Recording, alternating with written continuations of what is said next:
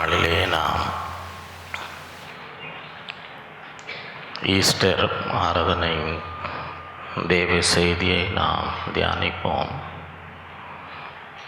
இந்த செய்தியின் தலைப்பு த ரிசன் கிரைஸ்ட், உயிர்த்தெழுந்த கிறிஸ்து. இந்த தலைப்பின் கீழே 10 சத்தியங்கள். முதலாவது, if you believe in your heart that God raised him from the dead, you will be saved. தேவன் அவரை மரித்தோரிலிருந்து எழுப்பினார் என்று உன் இருதயத்திலே விசுவாசித்தால் ரட்சிக்கப்படுவார். இரண்டாவது, I want to know Christ and the power of his resurrection. நான் அவரையும் அவருடைய உயிர்த்தெழுதலின் வல்லமையும் அறிந்திருக்கிறேன். மூன்றாவது, I am the resurrection and the life. நானே உயிர்த்தெழுதலும் ஜீவனமாக இருக்கிறேன். நான்காவது, having been buried with him in baptism and raised with him. ஞானஸ்தானத்தில் அவரோடு கூட அடக்கம் பண்ணப்பட்டவர்களாகவும் அவரோடு கூட எழுந்தவர்களாகவும் இருக்கிறீர்கள். ஐந்தாவது, so that we might die to sins and live for righteousness. நாம் பாவங்களுக்கு செத்து நீதிக்கு பிழைத்திருக்கும்படி. ஆறாவது, who is also interceding for us. நமக்காக வேண்டுதல் செய்கிறவரும் அவரே. ஏழாவது, he will raise us also. நம்மையும் தமது வல்லமையினாலே எழுப்புவார். எட்டாவது, he has given proof of this to all men by raising him from the dead. அந்த மனுஷனை மரித்தோரிலிருந்து எழுப்பினதினாலே அது நிச்சயத்தை எல்லாருக்கும் வழங்கப்பட்டார். 9, if we live to the Lord. நாம் பிழைத்தாலும் கர்த்தருக்கென்று பிழைக்கிறோம். 10வது, go into all the world and preach the good news to all creation. நீங்கள் உலகமெங்கும் போய் சர்வ சிருஷ்டிக்கும் சுவிசேஷத்தை பிரசங்கிங்கள். இது ரிசன் கிரைஸ்ட், உயிர்த்தெழுந்த கிறிஸ்து. முதலாவது, if you believe in your heart that God raised him from the dead, you will be saved. தேவன் அவரை மரித்தோரிலிருந்து எழுப்பினார் என்று உன் இருதயத்தில் விசுவாசித்தால் ரட்சிக்கப்படும். ரோமர் 10:9. என்னவென்றால், கர்த்தராகிய இயேசுவை நீ உன் வாயினாலே அறிக்கையிட்டு தேவன் அவரை மரித்தோரிலிருந்து எழுப்பினார் என்று உன் இருதயத்திலே விசுவாசித்தால் ரட்சிக்கப்பட வேண்டும். என்றால் ஆண்டவருடைய மரணத்தையும் அவருடைய உயிர்த்தெழுதலையும் என்ன செய்யணும்? விசுவாசம். இல்லைன்னா ரட்சிக்கப்பட முடியாது. அவருடைய உயிர்த்தெழுதலை விசுவாசிக்கவில்லை என்றால் ரட்சிக்கப்பட முடியாது. 1 பேதுரு 1:21, உங்கள் விசுவாசமும் நம்பிக்கையும் தேவன் மேல் இருக்கும்படி அவரை மரித்தோரிலிருந்து எழுப்பி அவருக்கு மகிமையை கொடுத்தார். நம்முடைய விசுவாசம் யார் மேலே இருக்கணும்? அதனால்தான் அவர் மரித்து உயிரோட.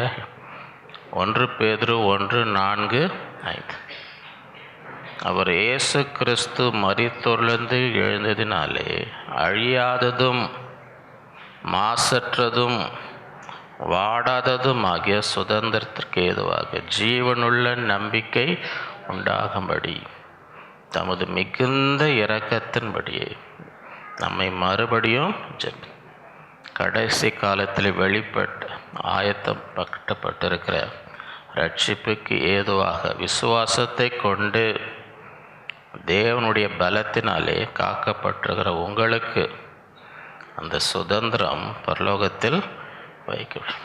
இந்த நாட்களிலே ஆண்டவர் மரித்ததினால எப்படிப்பட்ட நம்பிக்கையும் அழியாததும் மாசற்றதும் வாடாததுமான சுதந்திரம், அந்த நம்பிக்கை ஆண்டவர் கொடுக்கிறார்.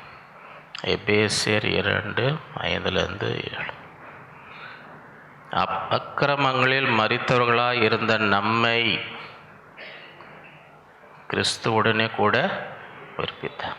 கிருபையினாலே கிறிஸ்து இயேசுவுக்குள் அவர் நம்மிடத்தில் வைத்த தயவினாலே தம்முடைய கிருபையின் மகா மேன்மையான ஐஸ்வர்யத்தின் வருங்காலங்களையும் விளங்க செய்து கிறிஸ்து இயேசுக்குள் நம்மை அவரோடு கூட எழுப்பி உன்னதங்களில் அவரோடு கூட உட்காரவும் செய்து. இங்கே நம்மளையும் உயிர்ப்பித்து எங்கே உட்கார வைக்கிறார்? உன்னதங்கள் அவரோடு கூட. இரண்டாவது, I want to know Christ and the power of His resurrection. நான் அவரையும் அவருடைய உயிர்த்தெழுதலின் வல்லமையும் அறிகிறதற்காக. பிலிப்பியர் 3:10-11. இப்படி நான் அவரையும் அவருடைய உயிர்த்தெழுதலின் வல்லமையும் அவருடைய பாடுகளின் ஐக்கியத்தை அறிகிறது, அவருடைய மரணத்துக்கு ஒப்பான மரணத்துக்குள்ளாக எப்படி ஆயினும் நான் மரித்தோர்லேருந்து உயிரோடு எழுந்திருப்பது தகுதி ஆக முடியும். அவருக்காக எல்லாவற்றையும் நஷ்டமென்று விட்டேன், குப்பையுமாக என்னை. எத்தனை பேருக்கு அந்த உயிர்த்தெழுதலின் வல்லமையை அறியணும்னு ஆசை இருக்கு? அதுக்காக எல்லாத்தையும் நான் தியாகம் பண்ணுறேன், எல்லாத்தையும் நஷ்டமும் அந்த உயிர்த்தெழுதலின் வல்லமையை நான் என்ன செய்யணும்? அறிந்து கொள்.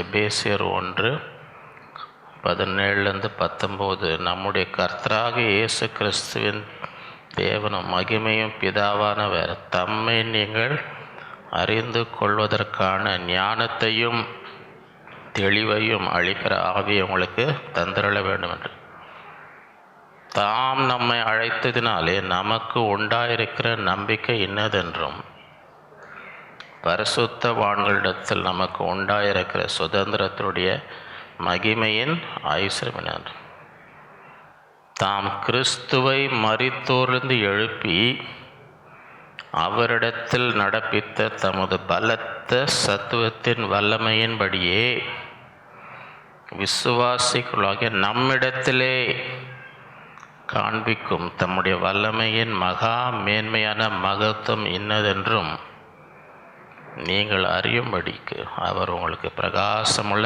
மனக்கண்களை கொடுக்க வேண்டும் என்று வேண்டும். எனவே ஆண்டுடைய வல்லமைக்கு உதாரணமாக எதை சொல்கிறார்? கிறிஸ்துவை மரித்தோர்லேருந்து ஏன் எவ்வளோ அற்புதம் செஞ்சார்? ஆண்டுடைய வல்லமைக்கு உதாரணமாக செங்கடலை பிளந்தார், 5 அப்போ 2 மீனை வைத்து 5000, அதெல்லாம் சொல்ல ஆண்டுடைய வல்லமைக்கு உதாரணம் தாம் கிறிஸ்துவை மரித்தோர்லேருந்து எழுப்பி அவரிடத்தில் நடப்பித்த தமது பலத்த சத்துவத்தின் வல்லமை, அதுதான் உதாரணம். ஏன் இந்த உயிர்த்தெழுதலை உதாரணமாக சொல்கிறாங்க? ஆண்டுடைய வல்லமைக்கு உதாரணமாக கிறிஸ்துவை மரித்தோர்லேருந்து எழுப்பினதை சொல்லுகிறார். ஏனென்றால் அங்கே தான் பிசாசு தனக்கு இருக்கிற எல்லா வல்லமையும் பயன்படுத்து. இவர் திரும்பி எழுந்திருக்கக்கூடாது, கிறிஸ்து திரும்பி என்ன செய்யக்கூடாது, உயிரோட வர அவனுக்கு இருக்கிற அத்தனை வல்லமையும் அவன் பயன்படுத்தணும்.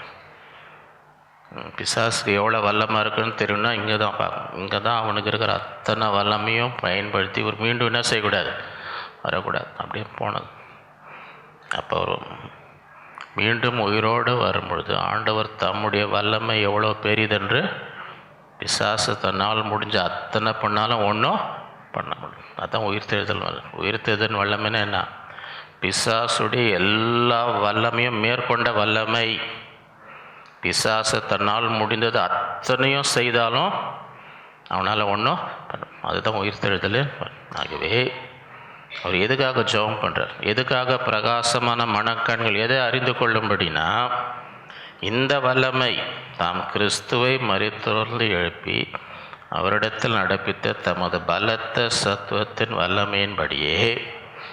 அந்த வல்லமை இன்றைக்கி எங்கே இருக்குது? அன்றைக்கி உயிரோடு எழுப்பின கிறிஸ்துவை மரித்து அந்த வல்லமை இன்றைக்கி எங்கே இருக்கிறது? அதுக்கு தான் பிரகாசமான மனக்கண். விசுவாசிகளாகிய நம்மிடத்திலே காண்பிக்கும் தம்முடைய வல்லமையின் மகா மேன்மையான மகத்துவம் என்னதென்று நீங்கள் அறியும்படி அவர் உங்களுக்கு பிரகாசமுள்ள மனக்கண்களை கொடுக்க வேண்டும் என்று. அதுக்கு தான் ஜெபம் பண்ணுறார். அவங்க கண்கள் திறக்கப்படணும். எதுக்கு? அந்த உயிர்த்ததின் வல்லமை இன்றைக்கி உங்களுக்குள்ளே இருக்குது. எங்கேயோ இருக்குதுன்னு நினச்சிட்டு இருக்காதீங்க. எங்கேயோ இருக்குதுன்னு நினைக்காதீங்க. ஆண்டவரே எனக்கு கண்கள் திறக்கப்படணும், பிரகாசமான மனக்கு. எதுக்காக? அந்த உயிர்த்தெழுந்த வல்லமை விசுவாசிகராகி எனக்குள்ளே இருக்கு. அப்படின்னா என்ன அர்த்தம்? பிசாசு தனக்கு முடிஞ்ச எல்லாத்தையும் பண்ணாலும் அது மேற்கொள்கிற வல்லமை எனக்குள்ளே இருக்குது. அந்த வெளிப்பாடு பெறுகிறவங்க பிசாசுக்கு பயப்படுவாங்களா? பிசாசு இன்ன வேணால் பண்ணாலும் அவனை மேற்கொண்டு அந்த உயிர்த்தெழுந்த எனக்குள்ளே இருக்குது. அந்த வெளிப்பாடை பெற்றவர்கள் பிசாசுக்கு பயப்படுவாங்களா? அதுக்காக தான் ஜெபம் பண்ணுறார். அந்த வெளிப்பாடு, அதுவும் பிரகாசமான மனக்கண்களை. அப்போஸ்தலர் 4:33 கர்த்தராகிய இயேசுவின் உயிர்த்தெழுதலை குறித்து அப்போஸ்தலர்கள் மிகுந்த பலமாய் சாட்சி கொடுத்து அவர்கள் எல்லார் மேலும் பூரண உண்டாகவே. அப்போஸ்தலர் அப்படி தைரியமாக பயங்கர வல்லமை. அவங்க பிரசங்கம் பண்ணுற இடத்துலலாம், ஊழியம் பண்ணுற இடத்துல அந்த உயிர்த்தெழுதலின் வல்லமை என்ன செய்யுது? கிரீஸ். அவங்க மிகுந்த வல்லமையாக ஆண்டோடைய உயிர்த்தெழுதலை குறித்து என்ன செஞ்சாங்க? ரோமர் 8:11. இன்றைக்கி யாராவது வியாதியோடு வந்திருந்தீங்கன்னு வைங்க, சுகவீனத்தோடு, உடம்புல வியாதி சுகவீனத்தோடு வந்தால் இந்த வசனத்தை நல்லா விசுவாசிங்க. இந்த வசனத்தை நல்லா விசுவாசிங்க. ரோமர் 8:11 எல்லாம் சேர்ந்து வாசிப்போம். அன்றியும் இயேசுவை மரித்தோர்லேருந்து எழுப்பினுடைய ஆவி உங்களில் வாசமாக இருந்தால், கிறிஸ்துவை மரித்தோர்லேருந்து எழுப்பினவர் உங்களில் வாசமாக இருக்கிற தம்முடைய ஆவினிலே சாவுக்கு ஏதுவான உங்கள் சரீரங்களையும் உங்கள் சரீரத்தை அதே வல்லமை உயிர்ப்பிக்கும். சாவுக்கு ஏதுவான உங்கள் விசுவாசம். என்ன வியாதி இருந்தாலும் சரி, உங்கள் சரீரத்தில் என்ன வியாதி இருந்தாலும், அன்றியும் இயேசுவை மரித்தோர்ந்து எழுப்பினருடைய ஆவி உங்களில் வாசமாய் இருந்தால், கிறிஸ்துவை மரித்தோர்ந்து எழுப்பினவர் உங்களில் வாசமாய் இருக்கிற தம்முடைய ஆவியினாலே என்ன செய்வார்? சாவுக்கு ஏதுவான உங்கள் சரீரங்களையும் விசுவாசி. என் சரீரத்தை உயிர்ப்பிப்பார். சாவுக்கு ஏதுவான அதே வல்லமை, அதே ஆவியானவர், கிறிஸ்துவை மரித்தோர் அதே ஆவியானவர் என் சரீரத்தை என்ன செய்வார்? உயிர்ப்பிப்பார். மூன்றாவது, ஐ ஆம் த ரெசரக்ஷன் அண்ட் த லைஃப். நானே உயிர்த்தெழுதலும். யோவான் 11:25-26-39 இயேசு அவளை நோக்கி, நானே உயிர்த்தெழுதலும் ஜீவனும். என்னை விசுவாசிக்கிறவன் மரித்தாலும் உயிரோடு இருந்து என்னை விசுவாசிக்கிறவன் எவனும் என்றென்றைக்கும் மறியாமலும் இருப்பான். இதை விசுவாசிக்கிறாயா? லாசருடைய சகோதரி மரித்து 4 நாள் ஆகுது. மரித்து அப்போ தான் ஆண்டவர் வரார். ஆண்டவரே கொஞ்சம் சீக்கிரமாக வரக்கூடாதா? கொஞ்சம் சீக்கிரமாக, ஐயோ வந்திருந்தா என் சகோதரன் மரித்திருக்க மாட்டானே. அழுகுறாங்கெல்லாம், எல்லாம் ஒப்பாரி வைக்கிறான். ஆண்டவர் நானே உயிர்த்தெழுதலும் விசுவாசம். என்ன விசுவாசிக்கிற மரித்தாலும் அங்கே கல்லுக்கிட்ட அடக்கம் பண்ண இடத்துக்கு வந்து நிற்கிறார். இயேசு கல்லை எடுத்து போடுங்கள் என்றார். கல்லை மரித்தவனுடைய சகோதரியாகிய மார்த்தாள் அவரை நோக்கி, ஆண்டவரே இப்பொழுது நாருமே 4 நாள் ஆயிற்று. 4 நாள் ஆயிற்று. சில பேர் உயிரோடு இருக்கும் போதே சென்ட் தேவைப்படுது. இவர் ஆள் அவுட்டு 4 நாள், இவர் அவுட் ஆகி 4 நாள். நாருமே இயேசு அவளை நோக்கி, நீ விசுவாசித்த தேவனுடைய மகிமை காண்ப என்று நான் உனக்கு சொல்லவில்லையோ? அதுதான் உயிர்த்தெழுதன் வல்லம். உயிர்த்தெழுதன் வல்லம்னா என்ன அர்த்தம்? எல்லாம் முடிஞ்சிடுச்சு, 4 நாள் ஆயிடுச்சு, இனி என்ன பண்ண, தான் போயாச்சு, இனி என்ன பண்ண முடியும்? எல்லாம் முடிஞ்சிடுச்சு, எல்லாம் முடிஞ்ச 4 நாள், இனி என்ன பண்ண முடியும்? ஒன்றும். அதுதான் அப்போ தான் உயிர்த்தெழுதன் வல்லமை வருது. அப்போ தான் சொல்கிறார், நான் உனக்கு சொல்லவில்லையா? என்ன சொல்ல? நீ விசுவாசித்தால் தேவ மகிமையை இந்த நாளில் விசுவாசிக்கணும். நம்ம விசுவாசிக்கணும். எல்லாம் முடிஞ்சது, இனிமேல் ஒன்றும் பண்ண முடியாதுன்ற நேரத்தில் கூட இந்த வல்லம் என்ன செய்யும்? அதுதான் சொல்கிறார், 4 நாள் ஆயிடுச்சு, எல்லாம் அவனுக்கு சொல்லவில்லை. என்ன? விசுவாசித்தால் தேவ மகிமையை.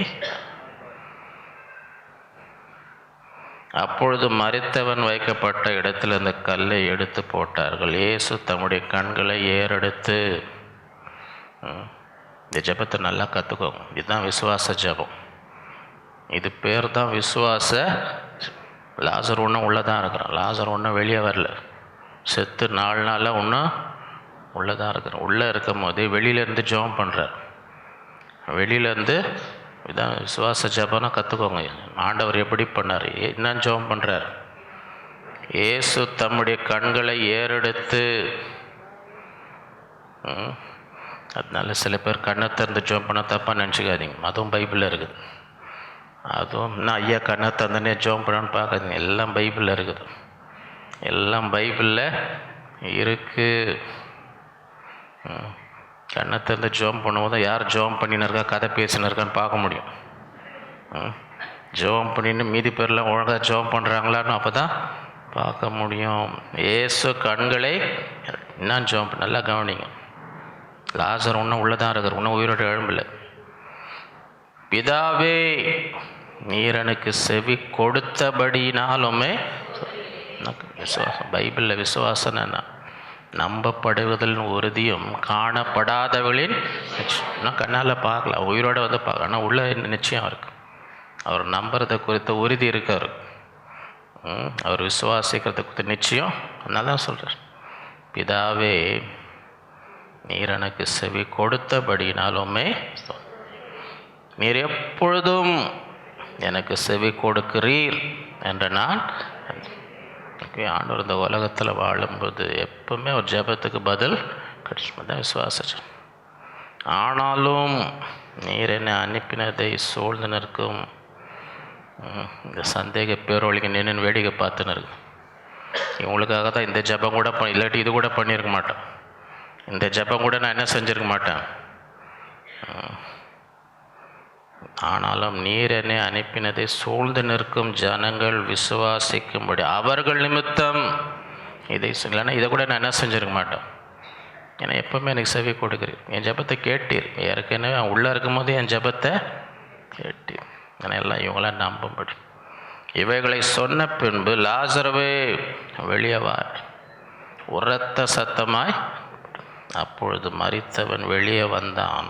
அவன் கால்களும் பிரேத சீலை கட்டான், அவன் முகமும் சீலையால் சுற்று.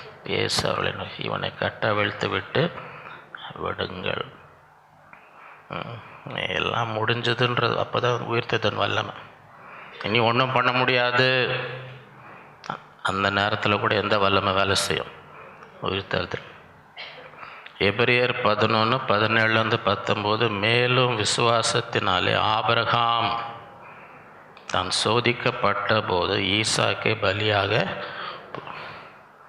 ஈசாக்கினிடத்தில் உன் சந்ததி விளங்கும் என்று அவனோடே சொல்லப்பட்டு இருந்ததே. என்ன வாக்குத்தத்தம்? உன் சந்ததி இந்த ஈசாக்கு மூலதமாக தான் வரும், அதுதான் அவனுக்கு சொல்லப்பட்டது. அப்படி இருக்கும் பொழுது இவனை போய் பலியிடுற என்ன ஆச்சு? இவனை பலியிட்டால் என்ன ஆக போகுது?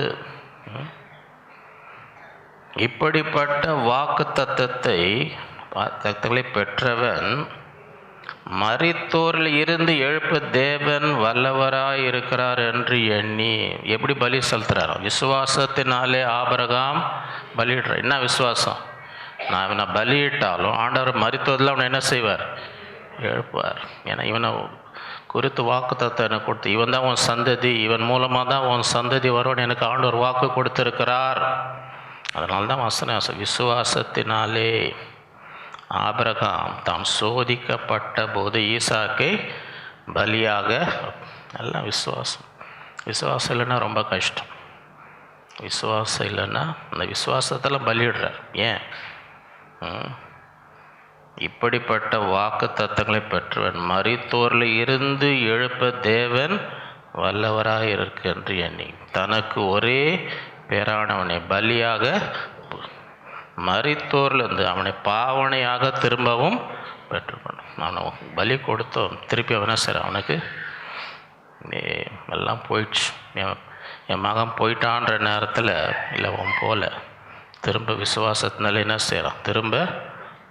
நான்காவது, having been buried with him in baptism and raised with him.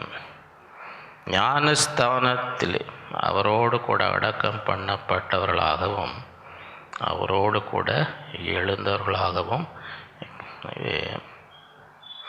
இன்னும் ஞானஸ்தானம் எடுக்காதவங்களாம் என்ன செய்யுங்க, ஒப்பு கொடுங்க. ஏன்னா அது என்ன அர்த்தம்? ஞானஸ்தானம்னா என்ன அர்த்தம்? அவரோடு கூட நம்ம என்ன செய்கிறோம், அடக்கம் பண்ணப்பட்டு அவரோடு கூட அவர் நமக்காக உயிரை கொடுத்தார், நமக்காக உயிரோடு வந்தார். அதோடு நம்ம அதை விசுவாசிக்கிறோம். அதோடு நாம் நம்மை அதுக்கு ஒப்பு கொடுக்குறோம். அதுதான் ஞானஸ்தானம். கொலோசியர் 2:12 ஞானஸ்தானத்தில் அவரோடு கூட அடக்கம் பண்ணப்பட்டவர்களாகவும் அதிலே அவரை மரித்தோரிலிருந்து எழுப்பின தேவனுடைய செயல் மேல் உள்ள விசுவாசத்தினாலே அவரோடு கூட எழுந்தவர்களாயும் இருக்கிறீர்கள். அந்த அனுபவத்தை நாமும் பெற்றுக்கணும். ஆண்டவர் நமக்காக மரித்து உயிர் தெழுந்தது போல நாமும் என்ன செய்யும், ஞானஸ்தானத்திலே அவரோடு அடக்கம் பண்ணப்பட்டு அவரோடு கூட என்ன செய்யும், உயிரோட. 1 பேதுரு 3:18-20. ஏனெனில் கிறிஸ்துவும் நம்மை தேவனிடத்தில் சேர்க்கும்படி அநீதி உள்ளவருக்கு பதிலாக நீதி உள்ளவராய் பாவங்களின் நிமித்தம் ஒரு தரம் பாடுபட்டார். அவர் மாம்சத்திலே கொலையுண்டு ஆவியிலே உயிர்க்கப்பட்டார். அந்த ஆவியிலே அவர் போய் காவலில் உள்ள ஆவிகளுக்கு பிரசங்கித்தார். மரித்த பிறகு போய் பிரசங்கம் பண்ணாராம். யாருக்கு? அந்த ஆவிகள் பூர்வத்திலே நோவா பேழையை ஆயத்தம் பண்ணும் நாட்களிலே தேவன் நீடிய பொறுமையோடு காத்திருந்த போது கீழ்ப்படியாமற் போனவைகள். நோவா எவ்வளோ பிரசங்கம் பண்ணாலும் கேட்காம இருந்தாங்க பாருங்க. கீழ்ப்படியாமல் இருந்தாங்களே, அவங்களுக்கு போய் என்ன பண்ணாராம், அந்த பேழையிலே சிலராக 8 பேர் மாத்திரம் காக்க. அதற்கு ஒப்பனையான ஞானஸ்தானமானது மாம்ச அழுக்கை நீக்குதலாய் இராமல். அப்படின்னா என்ன அர்த்தம்? வீட்டில் குளிக்காமல் இங்கே வந்து குளிக்கலான்னு, அது இல்லை ஞானஸ்தானம். அதுதான் எங்கள் வீட்டில் தண்ணி இல்லைங்க ஐயா, கொஞ்சம் ஞானஸ்தானம் என்ன இதுக்குங்க, வீட்டில் தண்ணியில் குளிக்கிறதுக்கு நீ கொஞ்சம் முக்கியம் எடுத்திங்கன்னா அதான் இங்கே போட்டிருக்கு. அதற்கு ஒப்பான ஞானஸ்தானம் மாம்ச அழுக்கை நீக்குதலாய் இராமல் தேவனை பற்றும் நல்மனசாட்சியின் உடன்படிக்கையாக இருந்து தேவனோடு ஆண்டவரோட உடன்படிக்கை. இப்பொழுது நம்மையும் இயேசு கிறிஸ்துடைய உயிர்த்தெழுதலினால் அவர் பரலோகத்திற்கு போய் தேவனுடைய வலது பார்சத்தில் இருக்கிறார். தேவ தூதர்களும் அதிகாரங்களும் வல்லமைகளும் அவருக்கு கீழ்ப்படிந்திருக்கிறார். 5வது, so that we might die to sins and live for righteousness. நாம் பாவங்களுக்கு செத்து நீதிக்கு பிழைத்திருப்படி. 1 பேதுரு 2:24 நாம் பாவங்களுக்கு செத்து நீதிக்கு பிழைத்திருக்கும்படி அவர்தாமே தமது சரீரத்திலே நம்முடைய பாவங்களை சிலுவையின் மேல் அவருடைய தழும்புகளினால் குணமாக. ரோமர் 4:20.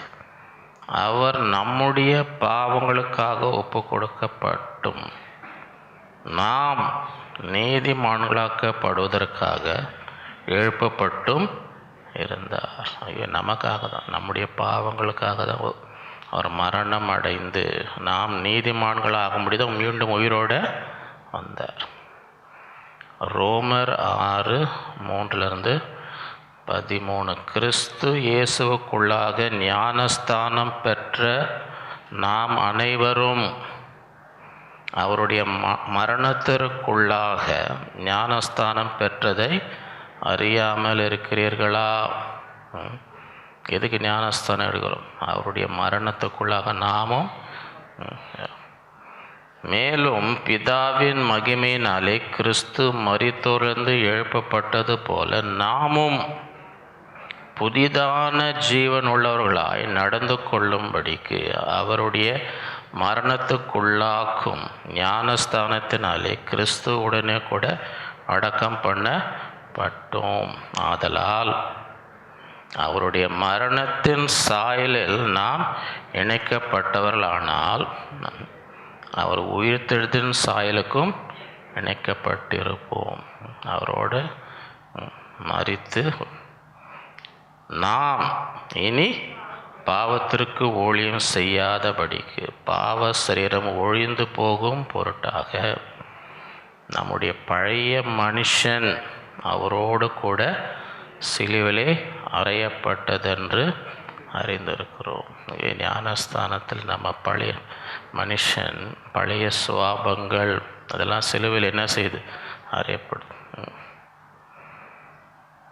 மரித்தவன் பாவத்துக்கு நீங்கி விடுதலை ஆக்கப்பட்டிருக்கிறானே. ஒருத்தர் ஆள் அவுட்டுன்னு வை, மரித்து கிடக்கும்போது அவரால் ஏதாவது பாவம் பண்ண முடியுமா? மரித்தவன் பாவத்துக்கு நீங்கி விடுதலையாக்க. ஆகையால் கிறிஸ்துவுடனே கூட நாம் மரித்தோமானால் அவரோடு கூட பிழைத்தும் இருப்போம் என்று நம்ம. மரித்தோரிலிருந்து எழுந்த கிறிஸ்து இனி மரிப்பதில்லை என்று அறிந்தார். மரணம் இனி அவரை ஆண்டு கொள்வதில்லை.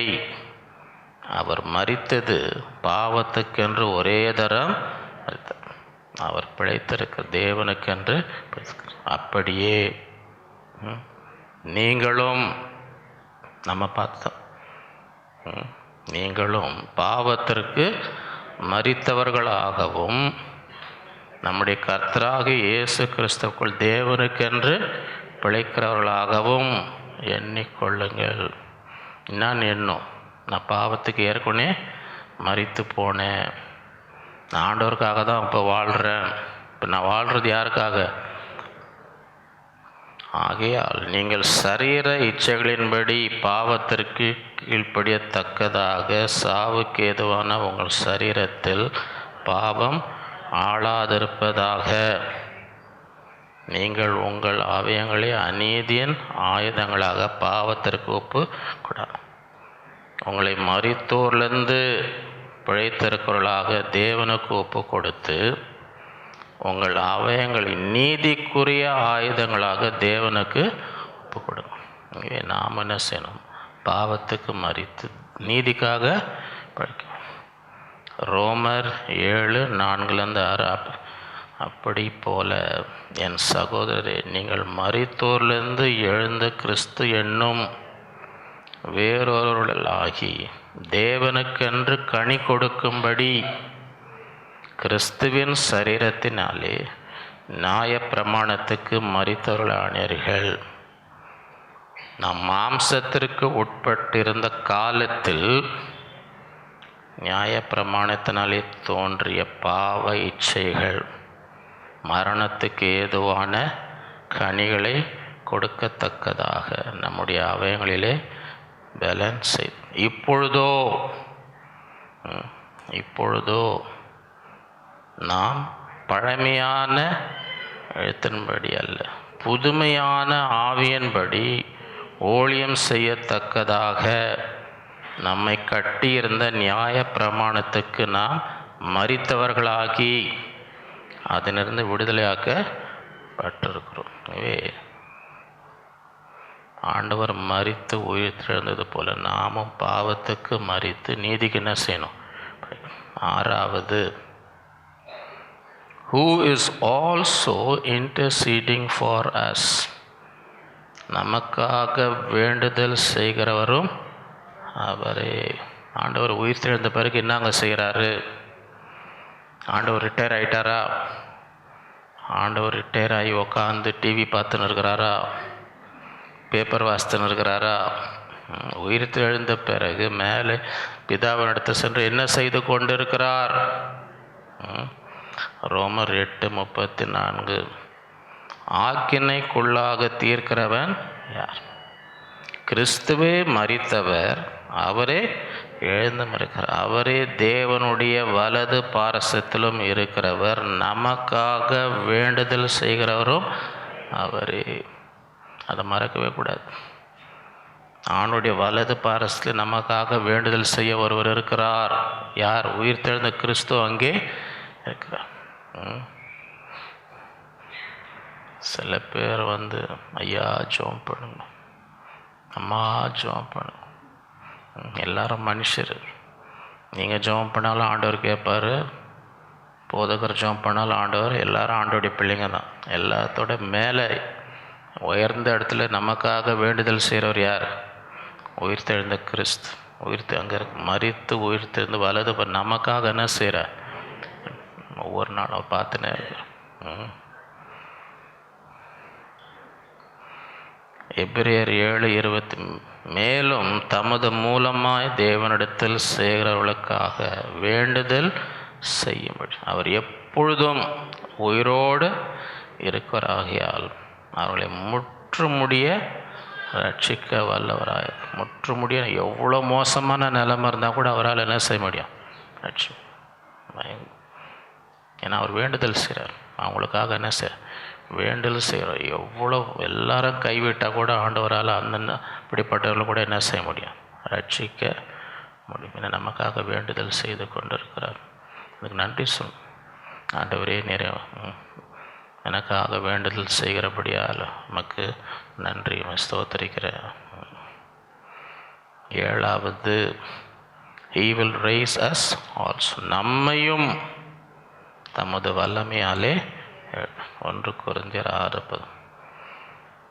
தேவன் கர்த்தரை எழுப்பினாரே, நம்மையும் தமது வல்லமையினாலே எழுப்பார். நமக்கும் உயிர்த்தெழுதல் இருக்குது. நம்ம எல்லாருக்கும் என்ன இருக்குது? நம்மையும் எழுப்புவார். நம்மையும் 1 தெசலோனிக்கேயர் 1:10. அவர் மரித்தோரிலிருந்து எழுப்பினவரும் இனி வரும் கோபாக்கின் என்று நம்மை நீங்களாக்கி ரட்சிக்கிறமாய் இருக்கிறாரே. அவருடைய குமாரனாகி இயேசு பரலோகத்திலிருந்து வருவதை நீங்கள் எதிர்பார்த்து கொண்டிருக்கிறதையும் அறிவிக்கிறீர்களே. ஆகவே ஆண்டவர் மரித்தோர்லேருந்து எழுப்பினது மாத்திரம் மீண்டும் வரார். வரும்பொழுது கோபாக்கினது நம்ம என்ன செய்கிறார்? நீங்களாக்க. நம்ம அந்த கோபாக்கினில் மாட்டிக்கொள்ளாதபடி, அதிலிருந்து தப்பிக்கும்படி இனி வரும் கோபாக்கினை நின்று நம்மை நீங்களாக்கி ரட்சிகரமாக இருக்க அவருடைய குமாரனாக இயேசு பரலோகத்திலிருந்து வருவதை நீங்கள் எதிர்பார்த்து கொண்டிருக்கிறதையும் அறிவிக்கிறார். 1 தெசலோனிக்கேயர் 4:13-18. யாராவது மரித்து துக்கத்தோடு இருந்தால் ஆண்டவர் கொடுக்குற ஆறுதல். யாராவது இழந்து இருதயத்தில் துக்கத்தோடு இருக்கிறவர்களுக்கு ஆண்டவர் கொடுக்குற ஆறுதல். 1 தெசலோனிக்கேயர் 4:13-18. அன்றியும் சகோதரரே, நித்திரை அடைந்தவர்கள் நிமித்தம் நீங்கள் நம்பிக்கையற்றவர்களான மற்றவர்களைப் போல துக்கித்து அறிவில்லாதற்கு எனக்கு மனது இல்லை. நீங்கள் மற்றவங்களை போல் துக்கிக்காது. ஏன்னா உங்களுக்கு நம்பிக்கை இருக்குது, அவங்களுக்கெல்லாம் நம்பிக்கை இல்லை. மற்றவங்களுக்கு நம்பிக்கை இல்லை, மரணத்தில் நம்பிக்கை உங்களுக்கு இருக்குது. உங்களுக்கு ஒரு நம்பிக்கை.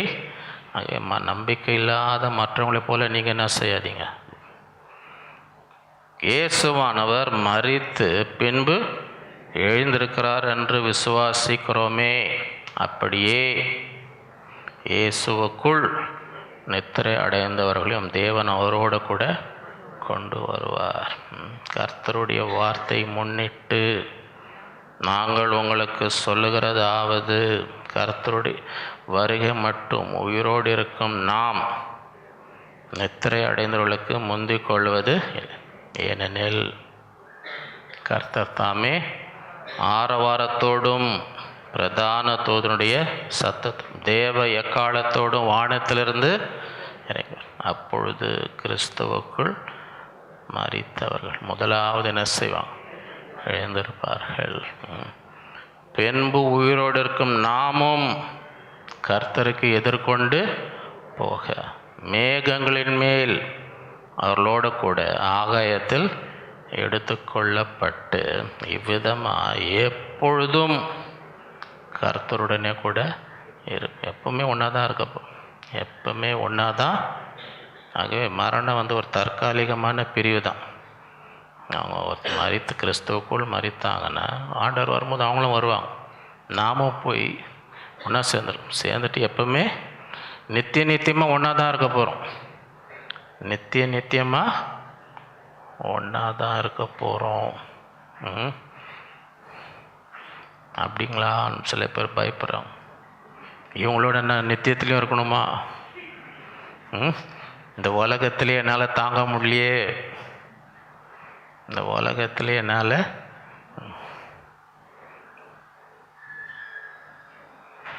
ஆகையால் இந்த வார்த்தைகளினாலே நீங்கள் ஒருவரை ஒரு சொல்லுங்கள். ஒன்றும் சோர்ந்து போகாதீங்க. இதெல்லாம் தற்காலிகம் தான். எல்லாம் நித்தியம் எல்லாம் ஒன்றா தான். அவங்களும் திரும்பி வருவாங்க, நம்மளும் போவோம், எல்லாம் ஒன்றா தான். எல்லாம் தற்காலிகம். இந்த வார்த்தைகளாலே என்ன செய்யுங்க? ஒருவரை ஒருவர் 8 He has given proof of this to all men by raising him from the dead. அந்த மனுஷனை மரித்தோரிலிருந்து எழுப்பினதினாலே அதன் நிச்சயத்தை எல்லாருக்கும் வழங்கப்படும். எதனுடைய நிச்சயம்? அப்போஸ்தலர் 17, 30, 31 அறியாமையோ உள்ள காலங்களை தேவன் காணாதவர் போல் இருந்தார். இப்பொழுதோ மனம் திரும்ப வேண்டும் என்று எங்கும் உள்ள மனுஷர் எல்லாருக்கும் கட்டளையிடுகிறார். ஒரு காலத்தில் கண்டுக்காமல் இருந்தார். பார்த்தோம் பார்க்காதது போல. சில பேர் வேறு வழி இல்லாமல் அப்படி தான் இருக்கிறாங்க. பார்த்தோம் பார்க்காதது போல் அப்படியே. எதுக்கு சண்டை?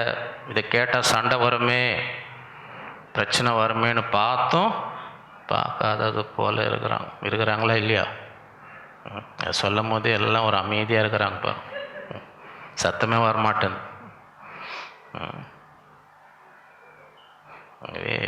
அறியாமையில் உள்ள காலங்களில் தேவன் காணாதவர் போல்.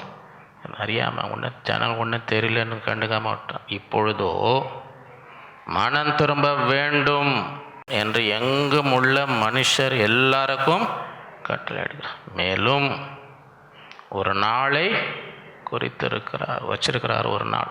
ஒரு நாளை குறித்திருக்கிறார். அதிலே அவர் தாம் நியமித்த மனுஷனை கொண்டு பூலோகத்தை நீதியாய் நியாயம் தீர்ப்பார். ஒரு நாள் இருக்குது. ஆண்டவர் ஒரு நாள் வச்சிருக்கார். அது பேர் தான் நியாய தீர்ப்பின். எல்லாரும் ஒருவரும் தப்ப முடியாது. உலகத்தில் தப்பிக்கலாம், உலகத்தில் மாட்டாமல் இருந்திருக்கலாம், மனுஷங்கிட்ட மாட்டாமல் இருந்திருக்கலாம். ஆண்டவருக்கு முன்னாடி எல்லாரும் நியாயம் பூலோகத்தை நீதியாய் அந்த மனுஷனை மரித்தோரிலிருந்து எழுப்பினதினாலே அதன் நிச்சயத்தை எல்லாருக்கும் வழங்க பண்ணினார். இந்த உயிர்த்தல், இயேசு கிறிஸ்துவின் உயிர்த்தல் என்ன காட்டுது? எல்லாரும் ஒரு நாள் நியாய தீர்ப்பு முன்பாக அவன் பாருங்கள் எவ்வளோ அக்கறமாக பண்ணான், மாட்டாமையே செத்து போயிட்டான் நினைக்க, அவன் இவரோட எழுந்திருப்பான், அவனையும் எழுந்துச்சு நிற்பார். இவரை எழுப்பினதுனாலே எல்லாருக்கும் காட்டாருப்பா, நீ தப்பிச்சேன்னு நினைக்காத, நீ தப்பிச்சேன், நீ எத்தனை 1000 வருஷம் முன்னாடி செத்தாலும் ஒன்றையும் என்ன செய்ய நில்லு, நீ பண்ணது யார் ஆண்டவர் முன்னாடி அதன் நிச்சயத்தை, எதன் நிச்சயத்தை, அந்த நாள், இந்த நியாய தீர்ப்பு நாள் ஒன்று இருக்குது. ஒரு ஆண்டவருக்கு முன்னாடி என்ன செய்ய முடியாது, உலகத்தில் தப்புனாலும் ஆண்டவர் முன்னாடி தப்ப முடியாது. மனுஷனுக்கு மாட்டாமல் இருந்தாலும் அவர்கிட்ட வந்து மாட்டணும். அதன் நிச்சயத்தை எல்லாரும் வழங்கம் பண்ணி இவரை உயிரோடு, இந்த மாதிரி தான் எல்லாரும் வந்து நிற்பீங்க, எல்லாரும் உயிரோட தான் எழுச்சி எனக்கு முன்னாடி வந்து நிற்கணும். பண்ணுறதெல்லாம் பண்ணிட்டு கண்ணை மூட்டினதுனால தப்பிச்சேன்னு நினைக்காதீங்க. உயிரோட எழுப்பி வந்து நிற்க வைப்பார். உயிரோடு எழுப்பி நியாயத்திற்கு முன்னாடி வந்து என்ன செய்யணும், அதன் நிச்சயத்தை, அதுதான் மேலும் ஒரு நாளை குறித்து அதில் அவர் தாம் நியமித்த மனுஷனை கொண்டு பூலோகத்தை நீதியாய் அந்த மனுஷனை மரித்தொருந்து எழுப்பினார். அதன் நிச்சயத்தை எல்லாருக்கும் வழங்கப்படும். 9, if we live to the Lord. நாம் பிழைத்தாலும் கர்த்தருக்கென்று. ஏன் இந்த உலகத்தில் இருக்கிறோம், எதுக்காக உலகத்தில்? ரோமர் 14:7-9, நம்மில் ஒருவனும் தனக்கென்று பிழைக்கிறதும் இல்லை, ஒருவனும் தனக்கென்று மரிக்கிறதும் இல்லை. நாம் பிழைத்தாலும் கர்த்தருக்கென்று பிழைக்கிறோம், நாம் மரித்தாலும் கர்த்தருக்கென்று மரிக்கிறோம். ஆகையால் பிழைத்தாலும் மரித்தாலும் நம் கர்த்தருடையவர்களாய் இருக்கிறோம். கிறிஸ்துவும் மரித்தோர் மேலும் ஜீவனுள்ளோர் மேலும் ஆண்டவராக இருக்கும் பொருட்டு மரித்தும் எழுந்தும் பிழைத்தும் இருக்கிறார். வாழ்கிறதே யாருக்காக தான்? கலாத்தியர் 2:20, கிறிஸ்துவுடனே கூட சிலுவையிலே அறையப்பட்ட ஆகிலும் பிழைத்திருக்கிறேன். எப்படிப்பா பிழைச்சிருக்கிற? இதை மறிச்சிட்டியே, எப்படி பிழைச்சிருக்கிற? எப்படி பிழைச்சிருக்கிறேன்னா, இனி நான் அல்ல, கிறிஸ்துவே எனக்குள், அவரே எனக்குள்ளே இருக்கிறார், அவர் தான் ஜீவிக்கிறார், அவர் தான் எனக்குள்ளே. நான் மறித்துட்டேன், கிறிஸ்துவுடனே கூட நான் சிலுவையிலே அறையப்பட்டேன், ஆயினும் பிழைத்து, இனி நான் அல்ல, கிறிஸ்துவே எனக்குள் பிழைத்து. நான் இப்பொழுது மாம்சத்திலே பிழைத்திருக்கிறதோ, எப்படி பிழைத்திருக்கிறேன்? என்னில் அன்பு கூர்ந்து எனக்காக தம்மை தாமே ஒப்பு கொடுத்து தேவனுடைய குமாரனை பற்றும் விசுவாசத்தினாலே பிழைத்து. எப்படி பிழைத்திருக்கிறேன்னு, என்னை அன்பு கூர்ந்து என்னை அவ்வளவா நேசித்து எனக்காக உயிரே கொடுத்தாரே, அவர் மேலே இருக்க விசுவாசத்தில் தான் இப்போ நான் பிழைத்து இருக்கிறேன். 2 கொரிந்தியர் 5:14-15, கிறிஸ்துவனுடைய அன்பு எங்களை நெருக்கி ஏவிருது. ஏனென்றால் எல்லாருக்காகவும் ஒருவரே மரித்திருக்கு, எல்லாரும் மரித்தார்கள் என்று. பிழைத்திருக்கிறவர்கள் இனி தங்களுக்கென்று என்ன செய்யக்கூடாது, பிழைத்திரு, தங்களுக்காக மரித்து எழுந்தவருக்கென்று பிழைத்திருக்கும்படி அவர் எல்லாருக்காகவும் மரித்தார் என்று நிதானிக்கிறோம். எதுக்காக? இது ஒருவேளை இதுவரை நமக்காகவே வாழ்ந்திருக்கலாம், இனி என்ன செய்தீங்க, உங்களுக்காக மரித்து உயிர் தெரிந்தார், அவருக்காக என்ன செய்யணும்? அந்த அன்பு, அவருடைய அன்பு நம்ம நெருக்கி, கிறிஸ்துவனுடைய அன்பு நம்ம நெருக்கி எழும்போது நம்ம சுயநலமாக என்ன செய்ய மாட்டோம், அவருக்காக. 1 கொரிந்தியர் 15:19, இம்மைக்காக மாத்திரம் நாம் கிறிஸ்துவின் மேல் நம்பிக்கை உள்ளவர்களாக இருந்தால் எல்லா மனுஷரை பார்க்கிலும் பரிதபிக்கப்பட்டவர்கள், நித்தியத்துக்கு வாழாமல் நித்திய ஜீவனை பெற வேண்டும், பரலோகத்தில் பொக்கிஷம் சேர்க்கணும்னு வாழாமல் இந்த உலகத்தில் என்ன கிடைக்கும்? இயேசுவை விசுவாசித்தால் என் தலைவலி போகும், என் வயிற்று வலி போகும், எனக்கு ஒரு ப்ரொமோஷன் கிடைக்கும், எனக்கு ஒரு சொந்த வீடு கிடைக்கும், இம்மைக்காக மாத்திரம் கிறிஸ்துவின் மேல் நம்பிக்கை வைத்தார். எல்லா மனுஷரை பார்க்கலாம் ஏன்னா நித்தியத்தை சுதந்திரிக்கிற வாய்ப்பு கிடைச்சும் அதை விட்டுருக்குறோம்.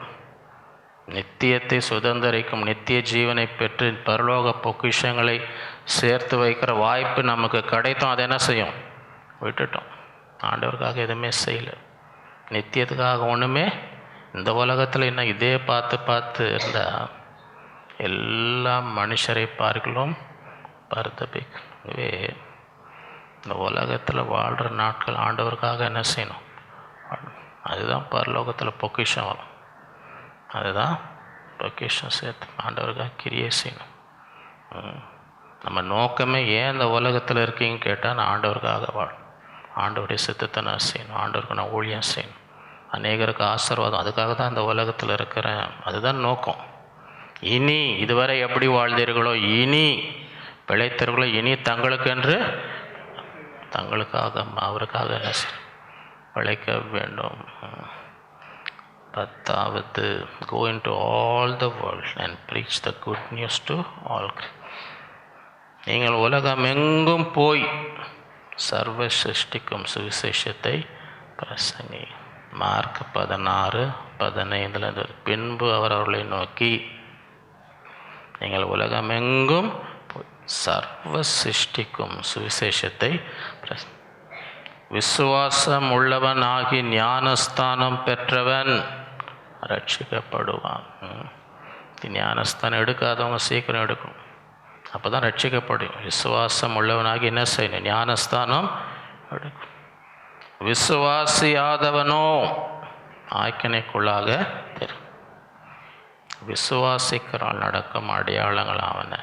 என் நாமத்தினாலே பிசாசுகளை துரத்த, நவமான பாஷைகளை பேச, சர்ப்பங்களை எடுப்பார்கள், சாவுக்கு ஏதுவான யாதொன்றை குடித்தாலும் அது அவர்களை வியாதியஸ்தர் மேல் கைகளை வைப்பார், அப்பொழுது அவர்கள் சொஸ்தமாவார்கள். இவ்விதமாய் கர்த்தர் அவளுடனே பேசின பின்பு பரலோகத்துக்கு எடுத்துக்கொள்ளப்பட்டு தேவனுடைய வலது பாரசத்தில் உட்கார்ந்தார். ஆண்டவர் உட்காந்துட்டார்ப்பா, நம்மெல்லாம் போய் தூங்க போகலான்னு சொன்னாங்களா? இவங்க என்ன பண்ண? ஆண்டவர் உட்காரும்போது இவங்க என்ன பண்ண?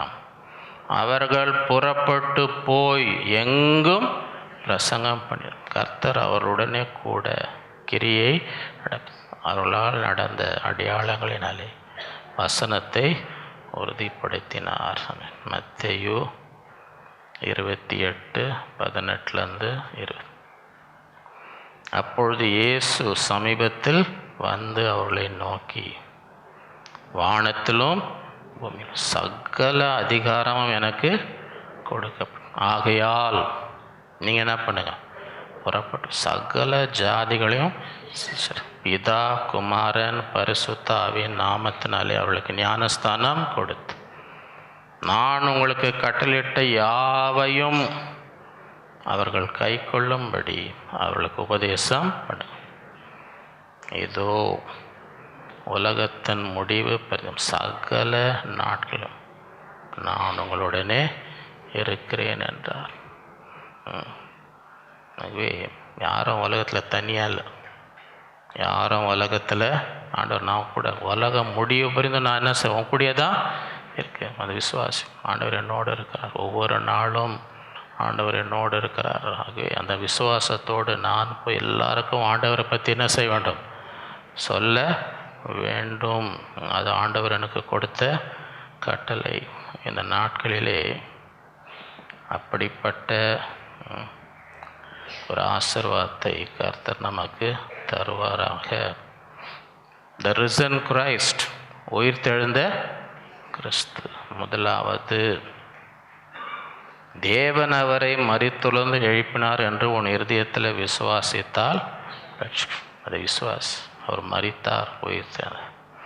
இரண்டாவது, நான் அவரையும் அவருடைய உயிர்த்தின் வல்லமையும் அறிந்து கொள்ளும். அந்த வல்லமை எனக்குள்ள கிரியேசி கிறிஸ்துவை மரித்தோர் அதே இன்னைக்கு எங்கே இருக்குது?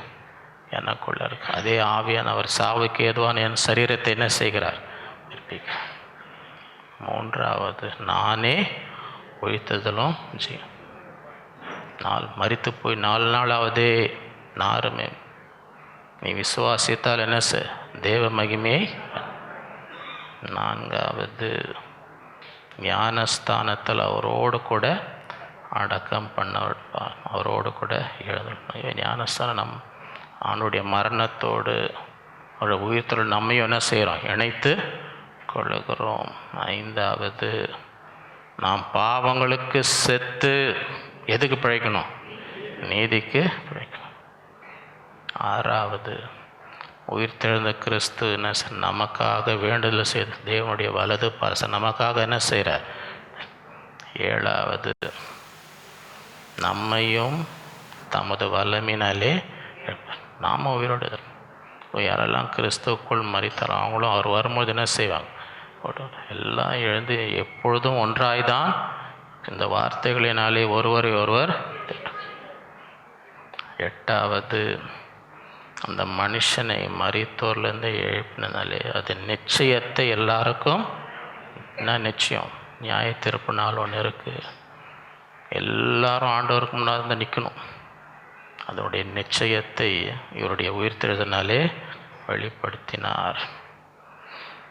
நாம் பிழைத்தாலும் கர்த்தருக்கென்று நாம் வாழ்கிற நோக்கமே ஆண்டவருக்காக இருக்கும். ஆண்டவருக்கு ஊழியம் செய்யணும், ஆண்டவருக்கு கிரியை செய்யணும், எல்லாருக்கும் நன்மை செய்யணும். பிழைத்திருக்கிறவர்கள் இனி தங்களுக்காக மரித்து அவருக்காக. 10வது நீங்கள் உலகமெங்கும் போய் சர்வ சிருஷ்டிக்கும் விசுவாசித்து ஞானஸ்தானம் பெற்றவன். எல்லாரும் எல்லாரையும் ஆண்டவரை விசுவாசிக்கும்படி அவர்களை ஞானஸ்தானம் எடுக்கும்படி. அப்போ தான் என்ன செய்ய முடியும்? ரட்சிக்கப்படும். இந்த நாட்களிலே அப்படிப்பட்டவர்களாய் இருக்கும்படி கர்த்தர் நமக்கு கிருபை செய்வாராக. ஜெபிப்போம். அன்புள்ள ஆண்டவரே, உம்மை துதிக்கிறோம், உம்மை ஸ்தோத்தரிக்கிறோம். இந்த ஈஸ்டர் ஆராதனை நீர் ஆசீர்வதித்த தயவுக்காக உம்மை ஸ்தோத்தரிக்கிறோம். இந்த நாளிலே கூடி வந்து சபையாக உம்மை போற்றி, உம்மை பாடி, உம்மை துதித்து எங்கள் இருதயங்களை ஊற்றி ஜெபிக்கும்படி தந்த கிருபைக்காக உம்மை ஸ்தோத்தரிக்கிறோம். இந்த நாளிலே எங்களோடு பேசின ஒவ்வொரு வார்த்தைக்காக உம்மை ஸ்தோத்தரிக்கிறோம். எங்கள் இருதயம் நல்ல நிலமாக இன்றைக்கு விதைக்கப்பட்ட ஒவ்வொரு வசனமும் 30, 60, 100 பலன் கொடுத்தக்கதா. உடைய வார்த்தை ஒரு பொழுதும் வெறுமையாய் திரும்பி வருவதில்லை. எதற்காக நீர் அனுப்பினோரோ அதை நிறைவேற்றட்டும். ஒவ்வொரு வாழ்க்கையிலும் குடும்பத்திலும் அந்த உயிர்த்தெழுதலின் வல்லமை கிரியை செய்வதாக, அற்புதங்கள் அதிசயங்கள் நடப்பதாக. இந்த நாட்களில் ஒவ்வொருவரும் உமக்காக ஜீவிக்கும்படி, அநேக ஆத்துமாக்களை உம்மண்டை கொண்டு வரும்படி, எங்களுக்காக மரித்து எழுந்த உமக்காக ஜீவிக்கும்படி நாளிலே கிருபை தருவீராக. ஒவ்வொருவரையும் ஆசீர்வதி, அவருடைய தேவைகளை சந்தி, நல்ல சுகம்பலன் தாரும், சமாதானம் சந்தோஷத்தை தாரும். உம்முடைய கரத்தில் ஒப்பு கொடுக்கிறோம். எல்லா துதிகான உமக்கே செலுத்துகிறோம். இயேசுவின் மூலம் பிதாவே. நம்முடைய கர்த்தராகிய இயேசு கிறிஸ்துவின் கிருபையும் பிதாவாகிய தேவனுடைய அன்பும் பரிசுத்த ஆவியான அன்யோன்ய ஐக்கியமும் நம் அனைவரோடும் என்றும் என்றும் சதா காலம் இருப்பதாக. என் ஆத்மாவே கர்த்தரை, என் முழுமே அவருடைய பரிசுத்த நாமத்தை, என் ஆத்மாவே கர்த்தரை, அவர் செய்த சகல உபகாரங்களையும் மறவாதே. ஹல்லேலூயா.